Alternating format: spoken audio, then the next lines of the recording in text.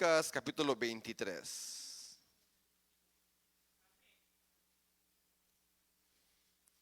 Capítulo 23 del Evangelio de Lucas. Y en este capítulo vamos a leer versículo 26 al 31. ¿Lo tienen? Evangelio según San Lucas, capítulo número 23. Y versículo 26, vamos a leer hasta el 31. Dice la palabra del Señor. Lucas capítulo 23, versículo 26 dice: Y llevándole, tomaron a cierto Simón de Cirene, que venía del campo, y le pusieron encima la cruz para que la llevase tras Jesús. Le seguía gran multitud del pueblo y de mujeres que lloraban y hacían lamentación por él. Pero Jesús, vuelto hacia ellas, les dijo: Hijas de Jerusalén, no lloréis por mí, sino llorad por vosotras mismas y por vuestros hijos. Porque he aquí, vendrán días en que dirán: bienaventuradas las estériles, y los vientres que no concibieron, y los pechos que no criaron. Entonces comenzarán a decir a los montes: caed sobre nosotros, y a los collados: cubridnos. Porque si en el árbol verde hacen estas cosas, en el seco que no se hará. Hasta ahí nomás, vamos a orar. Padre que estás en el cielo, Señor y Dios Todopoderoso, te damos gracias una vez más por el hecho de que podamos escuchar tu palabra. Escuchar tu voz, Señor, una vez más, que nos habla, que nos va a instruir. Y te pedimos, te rogamos que por tu gran amor y tu gran misericordia, por medio de tu palabra, háblanos, instrúyenos, edifícanos. Te ruego, Señor, que tu palabra pueda caer en buen terreno y tu palabra pueda producir fruto en las vidas nuestras. Te lo ruego y te lo imploro, Padre. Todo esto en el nombre de Cristo Jesús, Señor nuestro. Amén, Señor. Amén. Tome su lugar, por favor.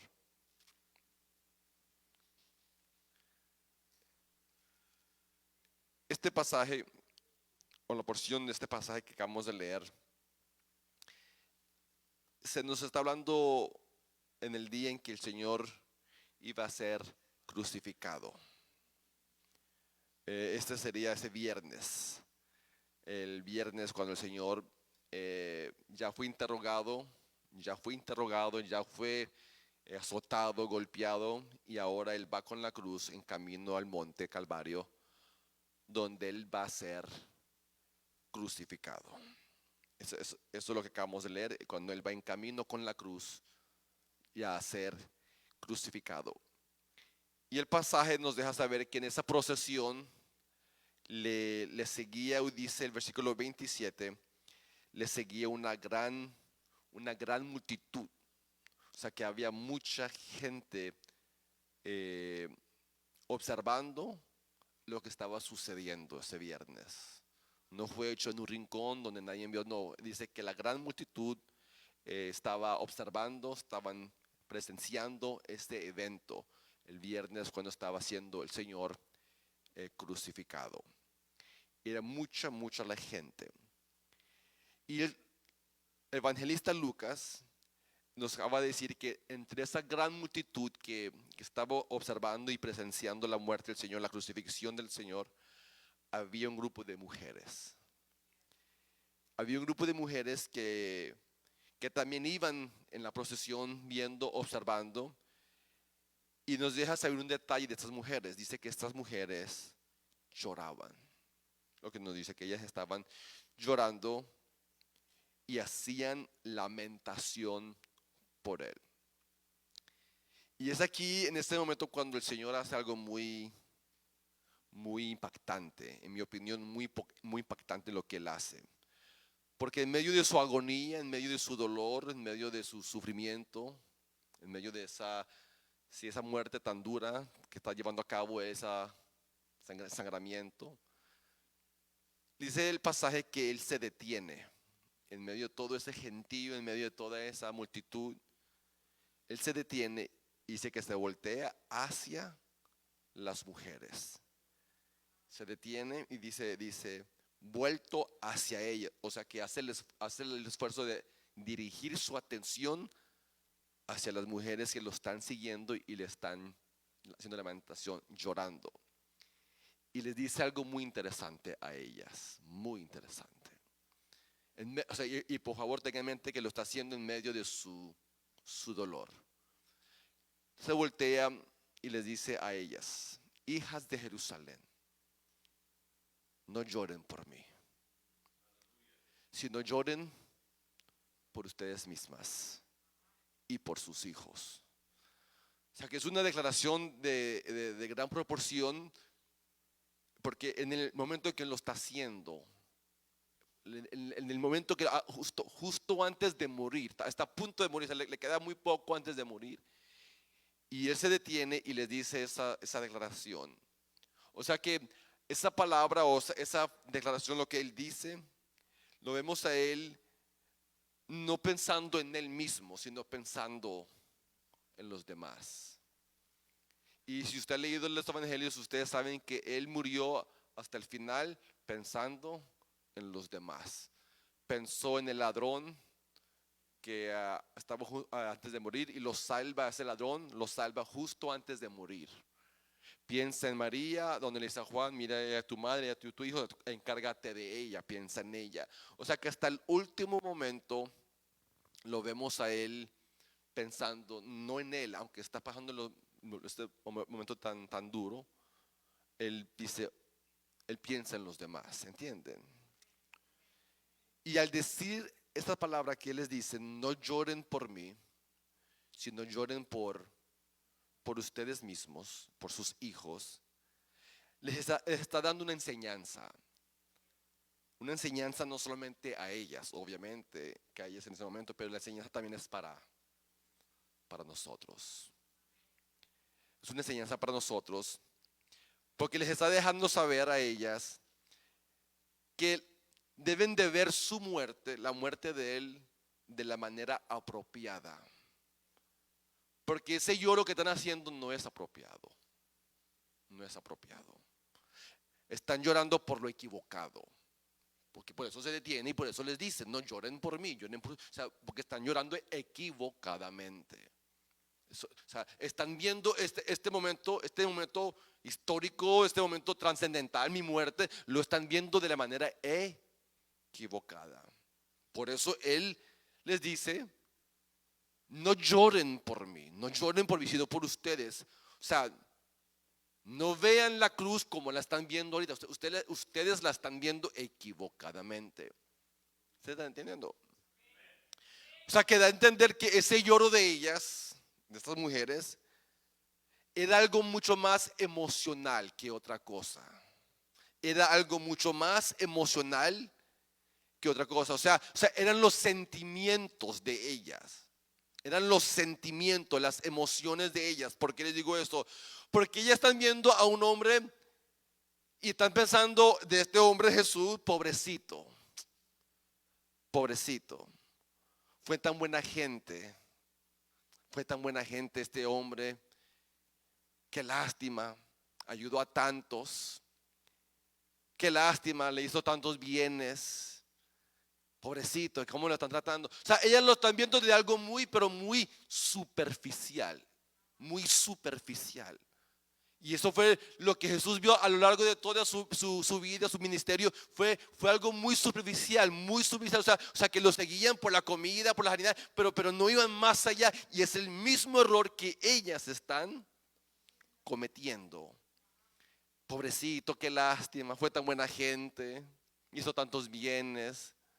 Ay, mira, qué lástima. O sea que es un llanto más emocional, sentimental que otra cosa. Por eso él les está diciendo, esas lágrimas no pueden llorar por mí. O sea, les está tratando de ubicar. No quiero lágrimas superficiales. La iglesia no puede ser superficial, porque si la iglesia es superficial, pues no jamás va a lograr nada la iglesia. La iglesia tiene que ir mucho más profundo que lo superficial, ¿me entienden? O sea, para ser una iglesia fuerte, una iglesia santa, una iglesia pura, no podemos quedarnos en lo superficial, tenemos que profundizar.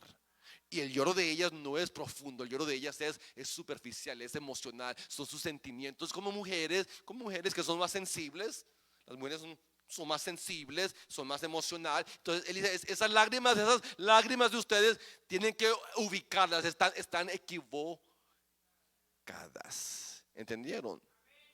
O sea, que si se va a llorar, o sea, él no está diciendo que no se llore, pero si se va a llorar, que se llore por lo correcto, que se llore por lo adecuado. O sea, él quiere un llanto, unas lágrimas, pero que sean de verdad, algo de profundo, no superficial. Les digo esto porque ahorita en marzo, como estamos entrando ya a Semana Santa y todo este mes, mucha gente va a ver la película La Pasión de Cristo. ¿La han visto? Y mucha gente cuando la ve, ¿qué pasa? ¿Qué hacen? Lloran, pero es un lloro superficial, porque sus vidas siguen iguales. Y lloran porque como seres humanos tenemos sentimientos, tenemos emociones. Y qué tristeza ver un Señor tan buena gente ser golpeado. Pues somos humanos y comenzamos pero ese no es el lloro que Él quiere. Ese no es el lloro que Él quiere, porque no produce un cambio, no produce una transformación. Entonces, es un lloro que la ven, lloran, pero hasta ahí llegó y ya siguen sus vidas como que sin nada. Entonces ese lloro que hacen estas mujeres es el mismo lloro que mucha gente va a hacer en estas semanas viendo la película. ¿Me entienden? Entonces nada sirve que la gente vea la película, mire y llore, pero no se arrepienten. No cambian, no hay una entrega a Dios, no dejan sus malos hábitos. No. O sea, yo estoy conforme con los viernes dejo de comer carne, los viernes dejo de hacer eso. No. Él quiere más que eso, él quiere algo más profundo. Él quiere un cambio de corazón, quiere un arrepentimiento. Nada de estas cosas superficiales. Y por eso, en medio de su dolor, en medio de su agonía, cargando una cruz, después de toda una noche de ser interrogado, después de una noche de ser totalmente golpeado, torturado, en medio de todo eso, póngase a pensar, Él se detiene, se voltea hacia ellas y dice: mujeres, hijas de Jerusalén, no lloren por mí, lloren por ustedes mismos y por sus hijos, porque vienen días que van a decir: bienaventuradas las estériles y las que no. Es algo bien tremendo lo que está diciendo. Entonces, muy breve, ¿qué quiere decir el Señor? ¿O qué es lo que Él está diciendo? Bueno, primero veamos la primera parte. Primero lo que Él dice, hijas de Jerusalén. ¿Qué le dice después? No lloren por mí. No lloren por mí. ¿Por qué, Señor? Porque esto es lo que ustedes están viendo. Para esto vine. Yo vine para esto. Yo vine al mundo para esto que se está llevando a cabo. Para esto vine. Yo no vine para otra cosa. Yo vine, dejé mi gloria y vine a este mundo para morir. Esto es lo que está pasando, es el plan.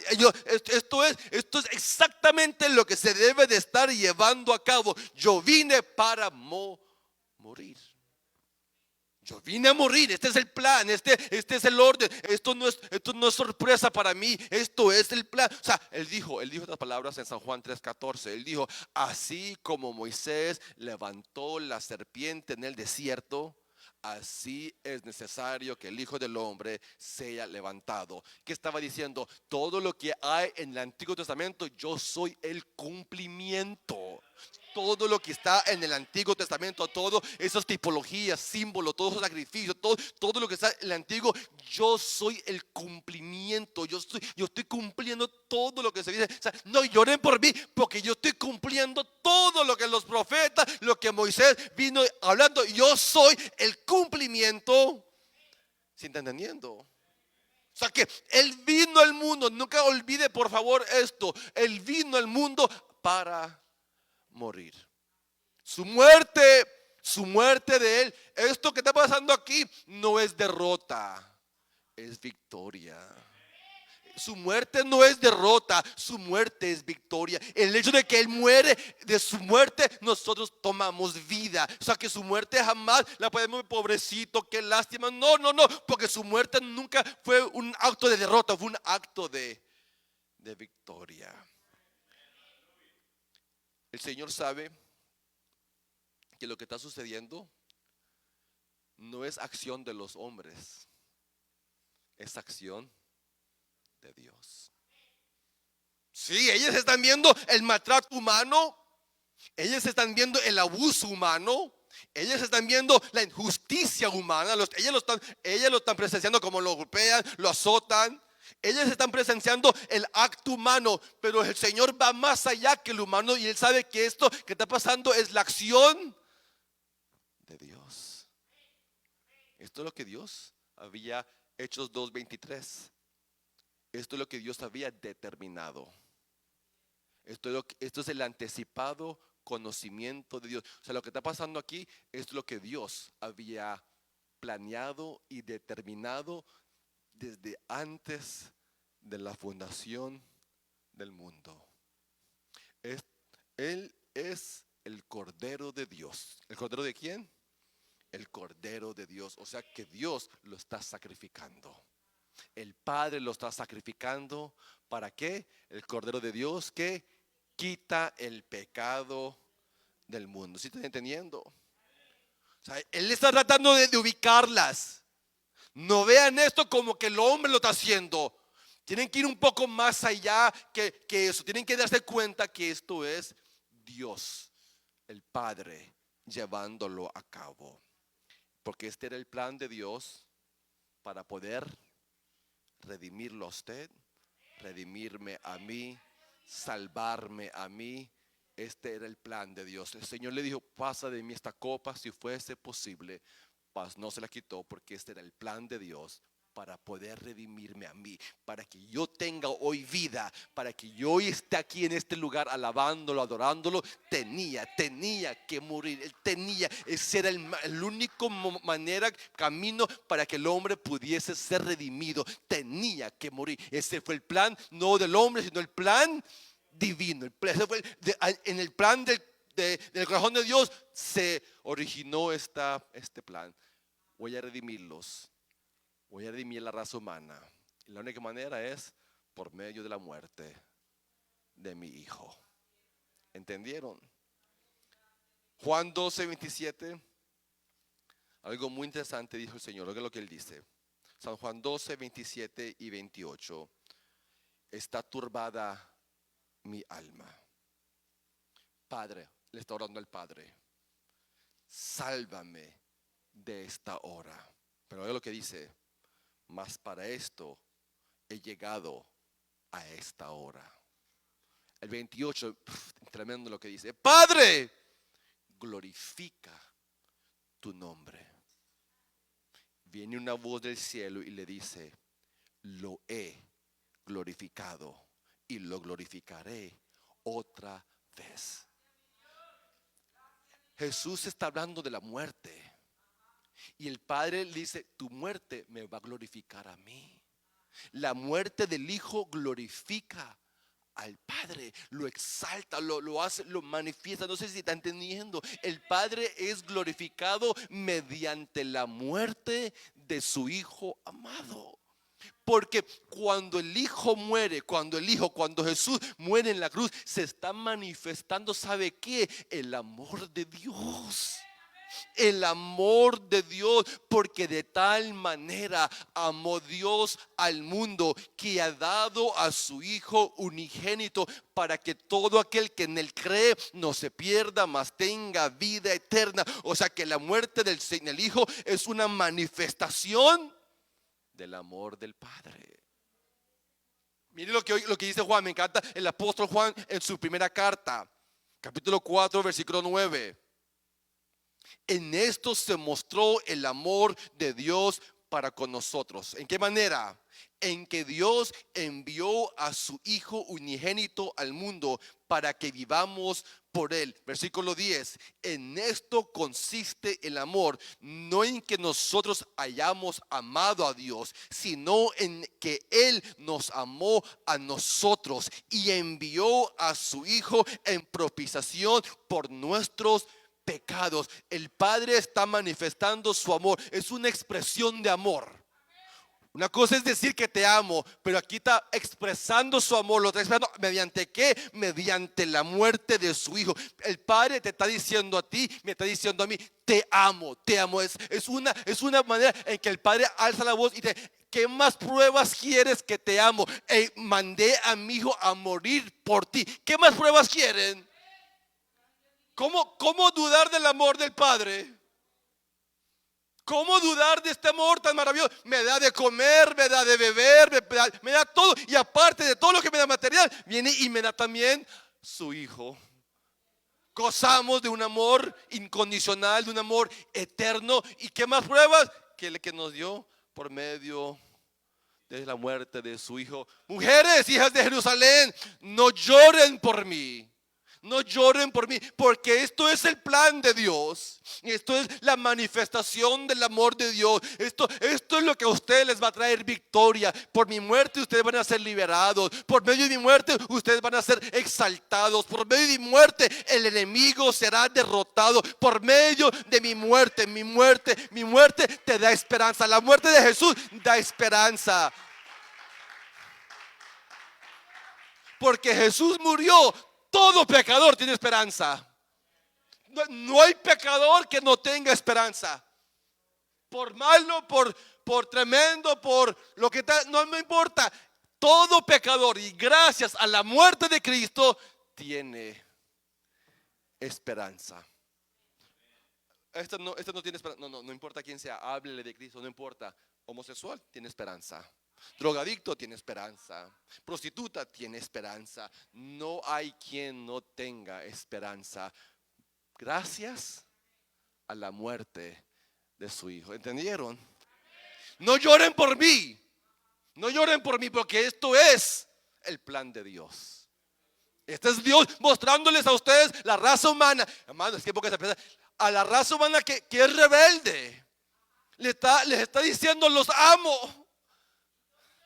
Por eso Pablo en la carta a los romanos, siendo pecadores, Cristo murió por mí. O sea, no murió por mí siendo bueno, murió por mí siendo un... Qué amor tan grande, qué amor tan incomprensible, qué amor tan inexplicable. No lo logro captar.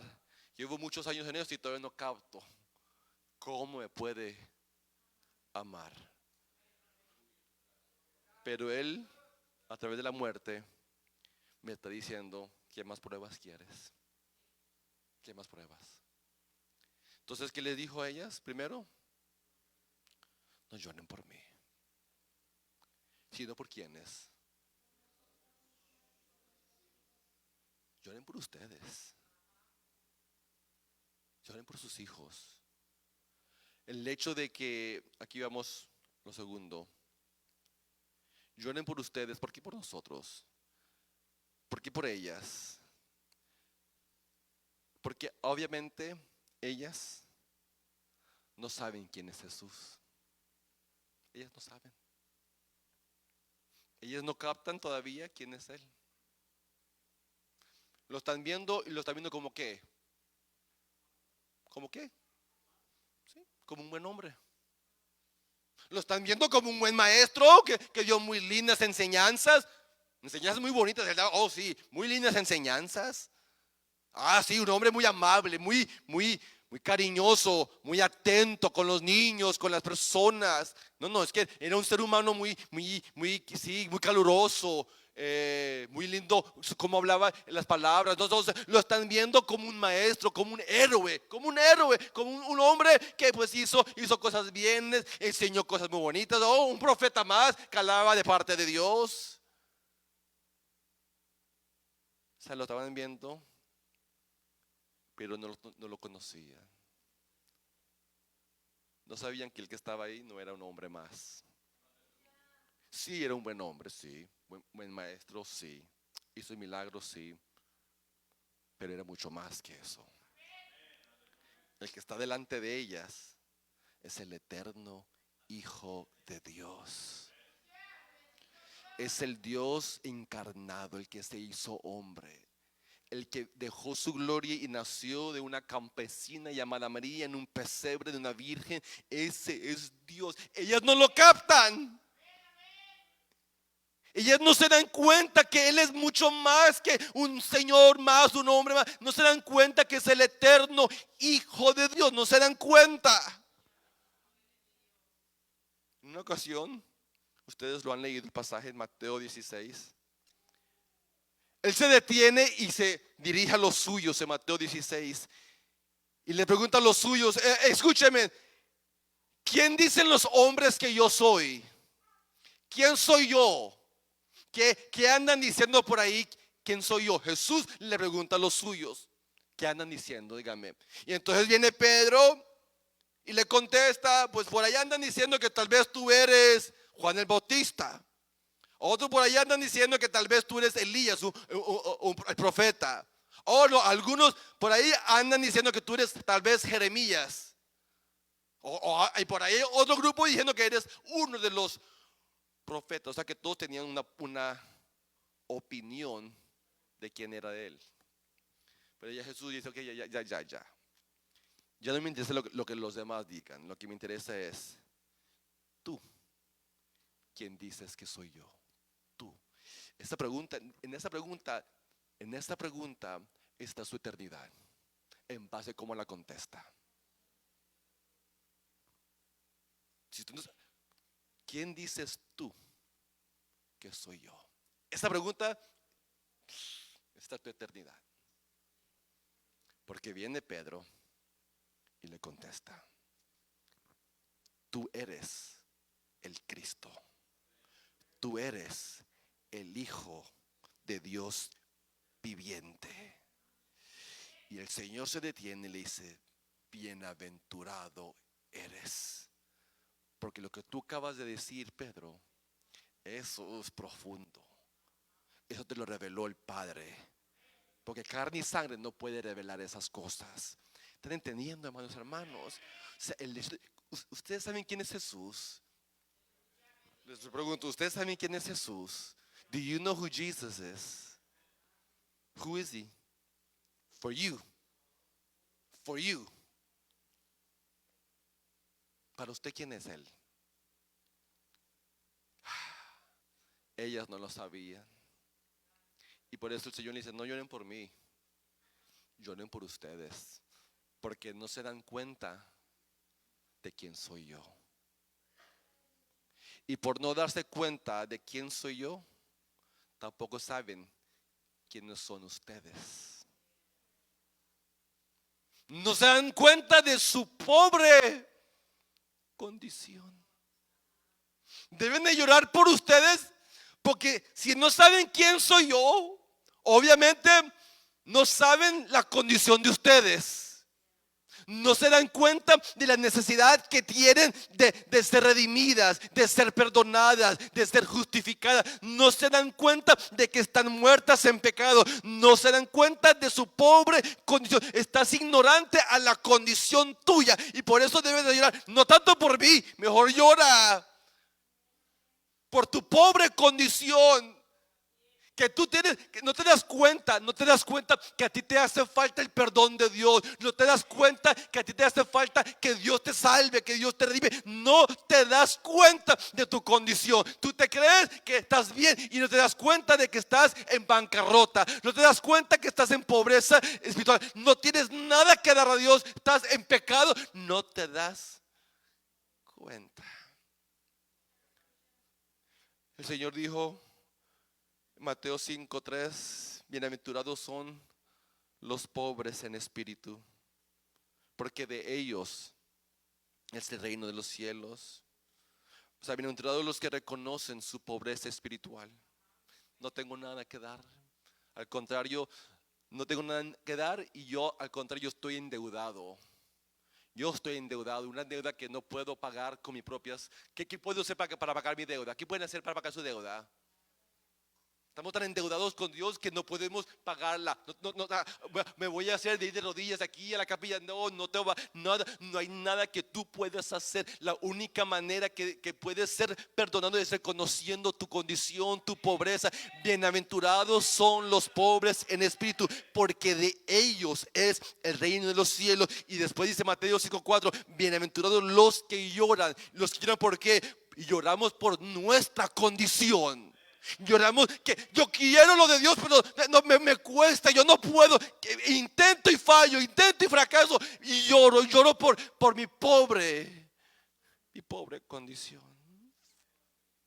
En Romanos 7 Pablo grita: soy un miserable, intento hacer el bien y termino haciendo el mal. Te quiero agradar, te quiero servir y noto que hay algo en mí como que me jala, como que me detiene. Entonces, esto lo llevó a él a gritar: miserable de mí, ¿quién me librará de este cuerpo? O sea que él estaba afligido por su condición. Quiero, pero me cuesta. ¿No les pasa a ustedes? Quiero, pero como que hay una resistencia interna. Quiero adorarlo, quiero agradarle, quiero caminar en santidad, quiero caminar, pero siempre siento como que hay algo que me está deteniendo. Entonces el Señor le está diciendo a las mujeres: no lloren por mí. No, porque al fin de cabo esto es el plan de Dios. Lloren por ustedes porque no saben quién soy yo y no se dan cuenta de su pobre condición espiritual, que necesitan, en vez de llorar, debían estar regocijándose. En serio, ella debería estar contenta. O sea, yo le doy gracias a Dios por la muerte del hijo, porque ya eso me trajo a mí, ¿qué dijimos? Esperanza. Gracias, Padre, por haber enviado a tu hijo a morir en la cruz del Calvario por mi pecado, mi maldad, mi condición, que no tenía esperanza. Yo estaba muerto en delito y en pecado. Yo andaba siguiendo la corriente de este mundo. Yo andaba perdido, vagando, siguiendo este sistema, hasta que tú a mi vida viniste y mis ojos me los abriste y me diste una esperanza. Señor, gracias, porque tu muerte fue lo que me trajo a mí esta esperanza, esta vida abundante. Tu muerte, o sea que la muerte me trae regocijo. No lloren por mí, lloren por ustedes, lloren por sus hijos. ¿Por qué? Porque no se dan cuenta no solamente de quién soy yo, de quién son ustedes, y por último, no se dan cuenta de lo que viene. Viene juicio.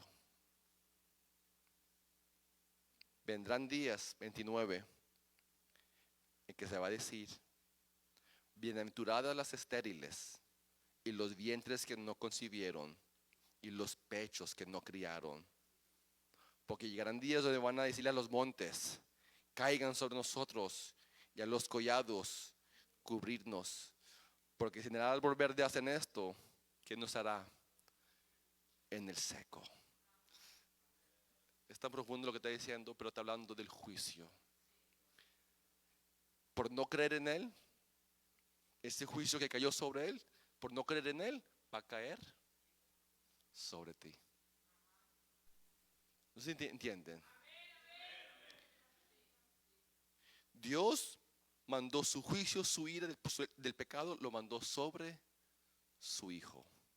Cuando yo creo en el hijo, me libro del juicio. Cuando no creo en el hijo, entonces me tiene que mandar el juicio a mí, porque alguien tiene que pagar por sus pecados. Si no acepta el pago de Jesús, entonces lo tiene que pagar usted. ¿Entienden o no entienden? Cuando Jesús está muriendo y lo están maltratando, o sea, tiene que entender, eso es el juicio, la ira de Dios cayendo sobre él, porque él está cargando ¿con qué? Con el pecado de todo el mundo. Entonces Dios lo está castigando él, porque el alma que pecare tiene que morir. Todo que peca tiene que morir, castigo. Esa es la ley de Dios. Dios tiene ley, y cuando él hace una ley tiene que ejecutarla. Pero no queriendo que usted muera, no queriendo que usted esté castigado, el Padre planeó: el hijo mío lo va a pagar por él, por ella. Entonces viene el padre y ejecuta este plan sobre su hijo, lo sentencia, le manda juicio. Para que entonces ya el juicio no caiga sobre mí. Cuando yo creo en el hijo, ya me libró. Ya la ira de Dios no está sobre mí. Hoy está el amor de Dios sobre mí. Hoy soy hijo de Dios. Hoy soy perdonado. Tengo la paz de Dios, el amor de Dios. Porque la ira de Dios cayó sobre él. ¿Entendieron? Pero si yo rechazo, si yo rehúso creer en el hijo, yo rechazo a Jesús. Yo no creo en estas cosas. Eso para mí son fábulas, son cuentos de hadas. No. ¿O qué? Tienes lo que tú quieres hacer. Pero entonces, ¿qué quiere decir? Que el juicio de Dios tendrá que caer. O sea, Dios tiene gracia, tiene amor, pero también tiene justicia. Él es dos lados, tiene gracia y amor. Pero si rechazo la gracia, entonces no le queda de otra. Tiene que darnos justicia, juicio, su ira. ¿Entendieron? Por eso oiga lo que va a terminar. Oiga lo que le dice en Lucas 19:41. Oiga lo que le dice. Cuando llega cerca de la ciudad, al verla, dice que él comienza a llorar. Lucas 19:41. Él comienza a llorar cuando llega cerca de la ciudad y les dice: oh, con lágrimas, con llanto, si también tú conocieses, a lo menos en este tu día, lo que es para tu paz, pero está encubierto, no lo puedes ver. Vienen días sobre ti cuando tus enemigos te van a rodear, te van a sitiar y por todas partes te van a estrechar y te van a derribar a tierra y a tus hijos dentro de ti, y no dejarán en ti piedra sobre piedra, por cuanto no conociste el tiempo de tu visitación. Vine y no me conocieron. Vine y no se dieron cuenta. Y por no haber aceptado, por no haber recibido mi visita, ¿qué les espera? Juicios. Mateo 23:37. Dice: Jerusalén, Jerusalén, que matas a los profetas, apedreas los que te son enviados. ¿Cuántas veces quise juntar a tus hijos, así como la gallina junta sus polluelos debajo de sus alas, y no quisiste? Aquí viene el 38, juicio. Entonces tu casa queda dejada desierta, no hay cobertura, no hay cuidado. ¿Por qué? ¿Por qué los dejó sin cuidado? Porque no creyeron, no lo recibieron. Porque la justicia de Dios es la justicia. La única manera de evitar la justicia, la ira de Dios por el pecado, tengo que reconocer a Jesús. Tengo que darme cuenta quién es Él. Tengo que entender, Él está muriendo no por su culpa, Él está muriendo por mi culpa. Él está muriendo por mi maldad, mi pecado. Él es el Hijo de Dios derramando su sangre preciosa para poder limpiarme a mí de mi pecado. El que cree en eso tiene vida. El que no cree verá la condenación, verá el tormento, el eterno sufrimiento. ¿Están entendiendo? ¿Ya entendieron por qué les dice: no lloren por mí, lloren por ustedes? ¿Entendieron? Ahora nada más pregúntese, ya para terminar: ¿ustedes están llorando por ustedes? ¿Usted llora por usted? Soy un miserable. Ay, Señor, me propongo obedecerte, me propongo agradarte siempre. No, les pregunto: ¿ustedes han llorado por sus condiciones? ¿Han llorado que no le pueden dar a Dios ese 10? Yo le quiero dar a Dios un 10. Intento darle un 10 y termino dándole un 7, un 6. Fallo, fracaso. Y yo le quiero dar a Dios perfección porque ya entendí que Él merece lo mejor. Y cuando intento y otra vez, y mis pensamientos me traicionan, mi corazón me engaña, mi voluntad es débil, digo que voy a hacer una cosa, hago lo otro. Ay, Señor. Entonces comienzo a afligirme y a llorar. I can't do it. No te puedo dar lo que tú mereces. Yo te lo quiero dar. Y por eso es que Romanos 8:1, póngame Romanos 8:1, es un texto tan consolador para mí. Romanos 8:1, tan consolador. ¿Qué dice?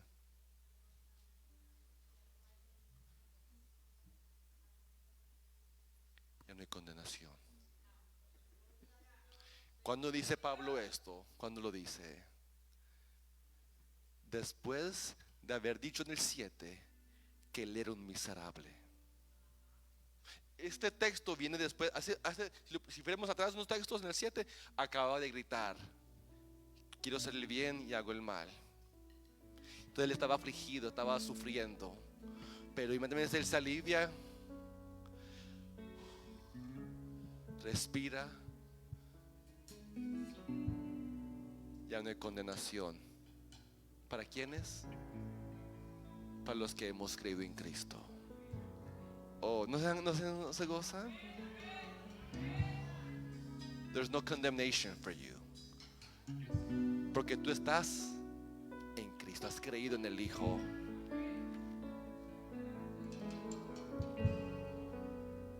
Qué dicha es haber creído en el Hijo. Somos libres de condenación. No lloren por mí. Esto es para el bien de ustedes. Lloren por ustedes. Porque cuando usted llora por usted, entonces Dios lo puede consolar, diciéndote a ti y a mí: no hay condenación para los que están en mi Hijo, para los que han creído en mi Hijo.